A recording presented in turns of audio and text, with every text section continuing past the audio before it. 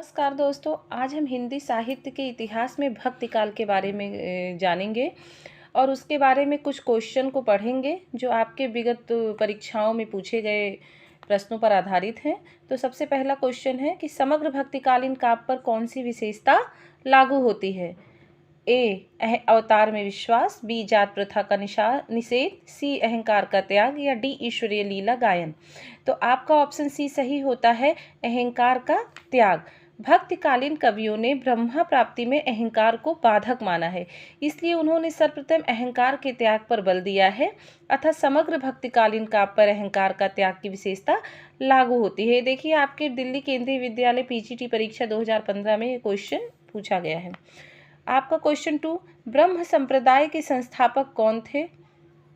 ए Shri निम्बिकाचार्य, B Shankaracharya, Shri Madhavacharya या D Shri Ramanujacharya. तो आपका ऑप्शन सी सही होता है कि ब्रह्म संप्रदाय के संस्थापक माधवाचार्य हैं। अब यहाँ देखिए कि ब्रह्म संप्रदाय दैत्यवाद के संस्थापक श्री माधवाचार्य हैं। ब्रह्म संप्रदाय को दैत्यवाद भी कहते हैं के संस्थापक माधवाचार्य हैं। वस्तुतः इनके दार्शनिक मत का नाम दैत्यवाद तथा संप्रदाय का नाम, देखिए यहाँ पे इनके दार्शनिक मत का नाम दैत्यवाद तथा संप्रदाय का नाम ब्रह्म संप्रदाय है। दैत्यवाद सिद्धांत में विष्णु और लक्ष्मी उपास्य माने गए हैं। ये आपके क्वेश्चन पूछ सकता है, इसमें जो भी आपके अब next TGT PGT question paper होंगे। तो देखिए, भक्तिकालीन आचार्य व संप्रदाय के बारे में जानते हैं। रामानुजाचार्य किस संप्रदाय से हैं? श्री संप्रदाय से। विष्णु स्वामी रुद्र संप्रदाय से। निम्बिकाचार्य सनकादिक संप्रदाय से। रामानंद रामावत संप्रदाय से। हरिदास सखी संप्रदाय से और हरिदास ट्वट्टी संप्रदाय से। तो ये आपके आचार्य हैं और उनके संप्रदाय हैं। ये बहुत ही इम्पोर्टेंट आपका रामानुजाचार्य हो गया, निम्बिकाचार्य हो गया, रामानंद, हरिदास, ये सब आपके क्वेश्चन पूछे जाते हैं परीक्षाओं में। महाराष्ट्र के भक्तों में किनका नाम सबसे पहले आता है। ए सूरदास, बी तुलसीदास, सी मीराबाई या डी नामदेव। तो आपके क्वेश्चन 3 का आंसर है ऑप्शन नंबर डी कि महाराष्ट्र के भक्तों में नामदेव का नाम सबसे पहले आता है। अब नामदेव के बारे में एक क्वेश्चन और देखेंगे कि नामदेव का संबंध किस प्रदेश से है। अब देखिए, अभी पूछा गया था कि महाराष्ट्र के भक्तों में किनका नाम सबसे पहले आता है। अब पूछा जा रहा है कि नामदेव का संबंध किस प्रदेश से है। एनबीएस टीजीटी परीक्षा आपका 2019 में पूछा गया था। तो नामदेव का संबंध महाराष्ट्र से है। आगे का क्वेश्चन, अब देखिए फिर ये उसी टाइप का क्वेश्चन है, घुमा के आपका यूके पीजीटी में पूछा गया है कि महाराष्ट्र के भक्तों में सबसे पहले किसका नाम आता है। तो ये भी देखिए ऑप्शन ये नामदेव का नाम आता है। तो 3 क्वेश्चन यहाँ पे एक जैसे हो गए, जो घुमा घुमा के क्वेश्चन पूछा गया है। तो ये बहुत इंपॉर्टेंट क्वेश्चन है। आगे है, बिठोबा का वक्त किसे कहा जाता है। बिठोबा का वक्त किसे माना जाता है। ए रहीम, बी मीराबाई, सी सूरदास या डी नामदेव। तो आपका ऑप्शन डी सही होता है, नामदेव को बिठोबा का भक्त भी कहा जाता है। देखिए, आपका DSSB PGT 2021 में क्वेश्चन आया था। आगे क्वेश्चन है, तमिल भाषा में किस महाकवि ने रामायण की रचना की है। तमिल भाषा में ए कंब, बी पंप, सी नेमचंद्र, डी कृतिवास। तो आपका ऑप्शन ए सही होता है, कंब तमिल भाषा में महाकवि, तमिल भाषा में रामायण की रचना की है कंब महाकवि ने। तमिल भाषा में रामायण की रचना कंब या कंबन ने की है, जबकि बंगला भाषा में कृतिवास ने किया है।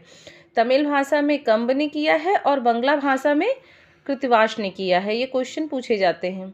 आपका क्वेश्चन नंबर 8 है, निम्नलिखित को कालक्रमानुसार के अनुसार व्यवस्थित करिए। ऐसे आपके कवियों का नाम दिया रहेगा, किसी का पहले किसी का बाद में। तो आपको उनका, अगर आपको डेट नहीं याद रहेगा तो आप इन क्रम के अनुसार इनको एक स्थिति में व्यवस्थित नहीं कर सकते। अब इसमें है सूरदास, स्वामी हरिदास, मीराबाई, रसखान। फिर यहाँ पे दे दिया है स्वामी हरिदास, सूरदास, मीराबाई, रसखान, या सूरदास, रसखान, मीराबाई, स्वामी हरिदास, या स्वामी हरिदास, सूरदास, रसखान, मीराबाई। तो हम यहाँ पे देखते हैं कि उपयुक्त कवियों का क्रम, सूरदास का समय क्या है 1478 ईस्वी, बच्चन सिंह व डॉक्टर भागीरथी मिश्र के अनुसार सूरदास का समय 1478 है, और स्वामी हरिदास का समय 1512 ईस्वी है। ये भी बच्चन सिंह तथा अन्य विद्वान 1478 मानते हैं, लेकिन बच्चन सिंह 1512 मानते हैं। मीराबाई का समय क्या है 1504 ईस्वी, जो डॉक्टर कुसुम राय मानते हैं। बच्चन सिंह व डॉक्टर भागीरथी मिश्र 1498 मानते हैं। रसखान का समय बच्चन सिंह ने 16वीं शताब्दी का उत्तरार्ध मानते हैं। तो इस प्रकार उपयुक्त विकल्प त्रुटिपूर्ण होने के कारण उत्तर प्रदेश जो उच्चतर शिक्षा आयोग द्वारा इस प्रश्न को मूल्यांकन से बाहर कर दिया गया है। क्यों कर दिया गया है? क्योंकि जो भी विद्वान ये इन कवियों का जो कालक्रम अनुसार है वो विद्वानों में मतभेद है, इसलिए इस क्वेश्चन के आंसर का कोई भी ऑप्शन सही नहीं आयोग ने माना है। आगे क्वेश्चन है कि भक्ति काल की समय सीमा क्या है? ए विक्रम संवत 1275 से विक्रम संवत 1700, कि विक्रम संवत 1275 से विक्रम संवत 1800, या सी विक्रम संवत 1375 से संवत 1850, या उपयुक्त में से कोई नहीं। तो आपका ऑप्शन डी सही होता है, उपयुक्त में से कोई नहीं, क्योंकि हिंदी साहित्य में भक्ति काल का समय विक्रम संवत 1375 से 1700 है माना है। भक्ति काल को ज्ञानाश्रय शाखा, प्रेमाश्रय शाखा, कृष्णाश्रय शाखा तथा रामाश्रय शाखा में विभक्त किया गया है। 4 भक्ति काल के कितने शाखा को में विभक्त किया गया है? 4 शाखा में। कौन कौन से? ज्ञानाश्रय, प्रेमाश्रय, कृष्णाश्रय तथा रामाश्रय। ज्ञानाश्रय शाखा के प्रमुख कवि कौन हैं? कबीर, रैदास और मलुकदास। जबकि प्रेमाश्रय शाखा के प्रमुख कवि हैं मलिक मोहम्मद जायसी, और कृष्णई शाखा के प्रमुख कवि सूरदास, नंददास, कृष्णदास, परमानंद, कुंभन दास, गोविंद स्वामी, मीराभाई, नरोत्तम दास, रहीम और रसखान। जबकि रामाश्रय शाखा के प्रमुख कवि गोस्वामी तुलसीदास हैं। ये बहुत ही इंपॉर्टेंट क्वेश्चन है, इसमें से कम आपके 4-5 क्वेश्चन हर परीक्षा में पूछे जाते हैं।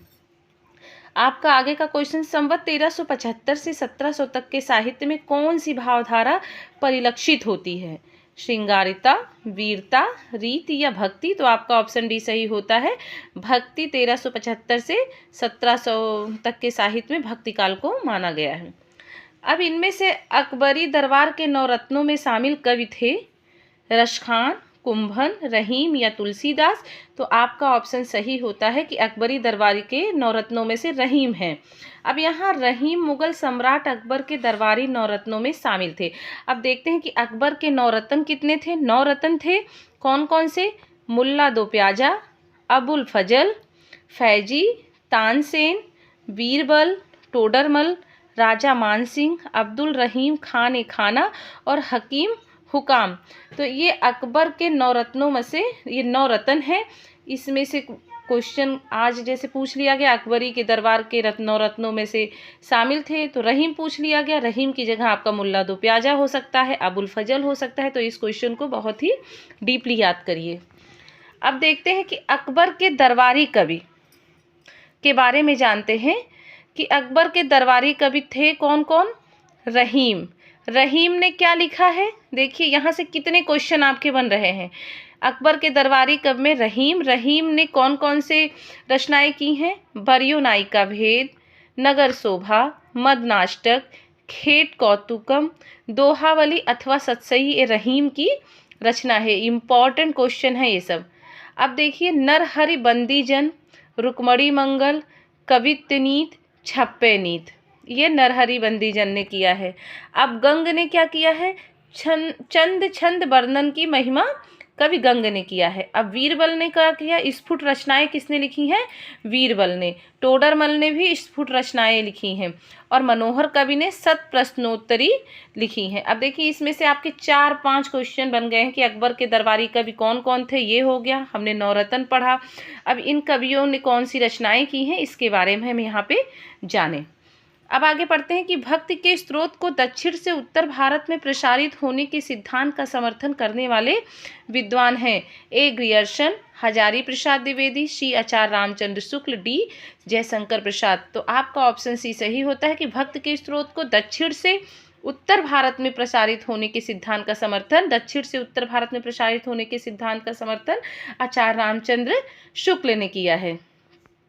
अब आचार्य रामचंद्र शुक्ल के बारे में उनके अनुसार हम जानते हैं उन्होंने क्या कहा है भक्ति काल में। भक्ति का जो स्रोत दक्षिण की ओर से धीरे धीरे उत्तर भारत की ओर पहले से ही आ रहा था, उसे राजनीतिक परिवर्तन के कारण शून्य पड़ते हुए जनता के हृदय क्षेत्र में फैलने के लिए पूरा स्थान मिला। शुक्ल जी की इस स्थापना का खंडन करते हुए शुक्ल जी ने तो ये कहा कि भक्ति का स्रोत दक्षिण से उत्तर भारत में प्रसारित हो रहा है, लेकिन उसका खंडन करते हुए हजारी प्रसाद द्विवेदी जी का कथन है कि नैतिक, सांस्कृतिक जिजीविषा और आध्यात्मिक संपन्नता का उद्घोष करने वाला भक्ति साहित्य हताशियों पराजित जाति की संपत्ति नहीं है। अब आगे क्वेश्चन पढ़ते हैं कि हिंदी का भक्तिकाल बाहरी आक्रमण की प्रतिक्रिया है। यह कथन निम्नलिखित में से किस विद्वान का है? ये विद्वान बहुत ऐसे, ये कथन किसके अनुसार है, ये सब क्वेश्चन बहुत आते हैं। देखिए आपका जीआईसी प्रवक्ता 2012 में ये पूछा गया था। आपका ऑप्शन है ग्रियर्सन, बी हजारी प्रसाद द्विवेदी, सी रामचंद्र शुक्ल और डी उपयुक्त में से कोई नहीं।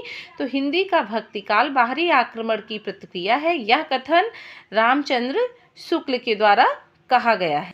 अब देखिए इसमें बहुत ग्रियर्सन, रामचंद्र शुक्ल और हजारी प्रसाद द्विवेदी भक्त के उदय की व्याख्या 3 भिन्न भिन्न रूपों में करते हैं।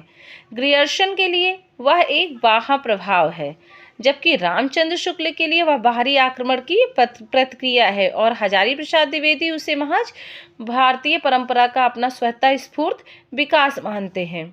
ये क्रमशः विदेशी, देशी और लोक पक्ष को महत्व देने की अलग अलग परिणतियां हैं। आपका आगे का क्वेश्चन, रामानुजाचार्य ने किस दर्शन का प्रतिपादन किया? ए अद्वैतवाद, बी शुद्धाद्वैतवाद, सी विशिष्टाद्वैतवाद और डी द्वैतवाद। तो रामानुजाचार्य ने विशिष्टाद्वैतवाद को माना है, या हम कह सकते हैं कि विशिष्टाद्वैतवाद संप्रदाय के प्रवर्तक रामानुजाचार्य हैं। अब ये भी देखिए क्वेश्चन ऐसे ही है कि विशिष्टाद्वैतवाद के प्रतिपादक, तो इसमें भी रामानुजाचार्य हैं। ये देखिए आपका टीजीटी 2010 और टीजीटी 2013 में पूछा गया था। आगे का क्वेश्चन, दक्षिण के अलवार संत किस भाषा से संबंधित माने जाते हैं? ए प्रेम मार्गी, बी ज्ञान मार्गी, सी राम भक्ति शाखा या डी कृष्ण भक्ति शाखा। तो ये भी आयोग के द्वारा इस क्वेश्चन में कॉमन नंबर अब मिला गया है, क्योंकि इसका कोई विद्वानों में बहुत मतभेद था। तो आज का हम क्वेश्चन यहीं पे समाप्त करते हैं। हमने यहाँ पे 16 क्वेश्चन पढ़े हैं। अब आगे के भक्तिकालीन काव्यधारा में आगे का क्वेश्चन हम नेक्स्ट वीडियो में पढ़ेंगे, जो ही बहुत इम्पॉर्टेंट होने वाले हैं आपके आगामी परीक्षाओं में। ये क्वेश्चन बहुत ज़रूरी है पढ़ना, जो कि आ सकता है। तो तब तक के लिए धन्यवाद, नमस्कार।